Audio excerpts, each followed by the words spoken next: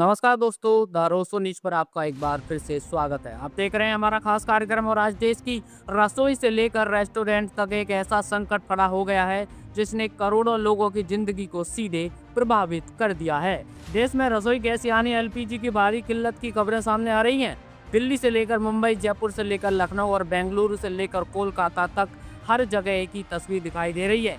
Gas cylinder के लिए लंबी लंबी कतारें। इसके कई वीडियो सोशल मीडिया पर तेजी से वायरल हो रहे हैं और लोग मोदी सरकार को लगातार घेर रहे हैं। कई लोग घंटों लाइन में खड़े हैं, कहीं सिलेंडर की कालाबाजारी हो रही है तो कहीं होटल और रेस्टोरेंट बंद होने की कगार पर पहुंच गए हैं। लेकिन सबसे बड़ा सवाल यही है, क्या यह सिर्फ वैश्विक हालात का असर है या फिर सरकार की कमजोर तैयारी और नाकाम सप्लाई सिस्टम भी इसके लिए जिम्मेदार है। आज हम आपको बताएंगे कि आखिर देश में गैस संकट कैसे पैदा हुआ, किस किस शहर में हालात बिगड़ चुके हैं और विपक्ष क्यों लगातार मोदी सरकार को घेर रहा है। इस मुद्दे पर सियासत भी गर्मा गई है दोस्तों। कांग्रेस नेता रागिनी नायक ने सोशल मीडिया पर मोदी सरकार पर निशाना साधते हुए लिखा, मोदी की लाइन लगाओ योजना, एटीएम की लाइन, ऑक्सीजन की लाइन और अब गैस सिलेंडर की लाइन। उन्होंने एक वीडियो भी शेयर किया जिसमें लोग गैस सिलेंडर लेके लंबी कतारों में खड़े दिखाई दे रहे हैं। वहीं आरजेडी प्रवक्ता प्रियंका भारती ने भी वीडियो शेयर करते हुए लिखा है कि एक बार फिर कतार लगनी शुरू।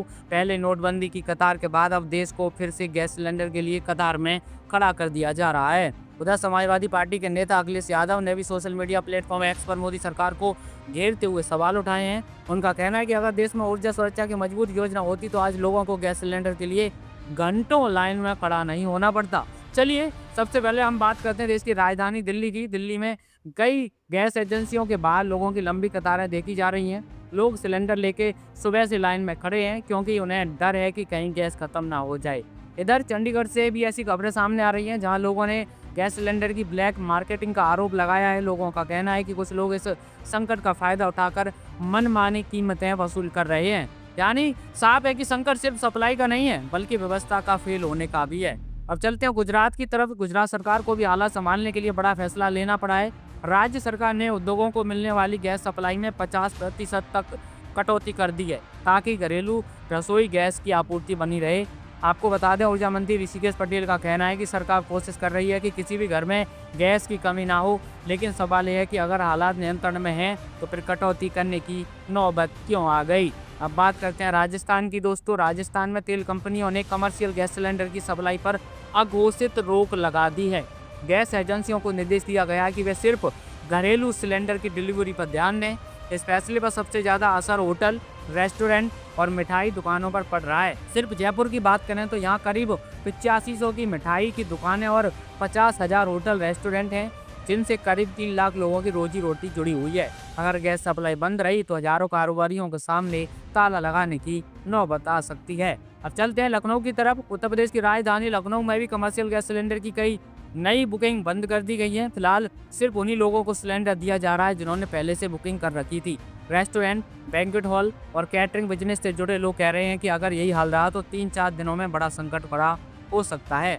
अब नजर डालते हैं मुंबई, बेंगलुरु और कोलकाता पर भी। मुंबई और बेंगलुरु में कमर्शियल गैस की सप्लाई लगभग ठप पड़ चुकी है। बेंगलुरु होटल्स एसोसिएशन ने चेतावनी दी है कि अगर जल्द गैस सप्लाई बहाल नहीं हुई तो शहर के कई होटल बंद हो सकते हैं। वहीं कोलकाता में सीएनजी स्टेशनों के बाहर लंबी कतारें देखी जा रही हैं। इस पूरे संकट की वजह बताई जा रही है पश्चिम एशिया में चल रहा युद्ध। अमेरिका, इजराइल और ईरान के बीच बढ़ते तनाव की वजह से होर्मुज़ की खाड़ी से जहाज़ों की आवाजाही प्रभावित हुई है। भारत के लिए एलएनजी का सबसे बड़ा सप्लायर कतर है, लेकिन वहां से सप्लाई बाधित होने का असर अब भारत में दिखाई देने लगा है। यानी सवाल सिर्फ अब गैस संकट का नहीं है दोस्तों, बल्कि सरकार की तैयारी और नीति का भी है। अगर वैश्विक हालात खराब होने वाले थे तो क्या सरकार को पहले से तैयारी नहीं करनी चाहिए थी? क्या भारत और जैसे बड़े देश में ऊर्जा और सुरक्षा का मौजूद सिस्टम नहीं होना चाहिए? और सबसे बड़ा सवाल, जब तक हालात सामान्य नहीं होते तब तक देश की रसोई और कारोबार कैसे चलेगा? फिलहाल सरकार का कहना है कि यह संकट अस्थायी है और जल्द ही हालात सामान्य हो जाएंगे, लेकिन जमीनी हकीकत यही कह रही है कि देश के कई हिस्सों में लोग अभी भी गैस सिलेंडर की लाइनों में घंटों के हिसाब से खड़े हैं और अगर सप्लाई जल्द बहाल नहीं हुई तो यह संकट रसोई से लेकर रेस्टोरेंट इंडस्ट्री का गहरा संकट बन सकता है।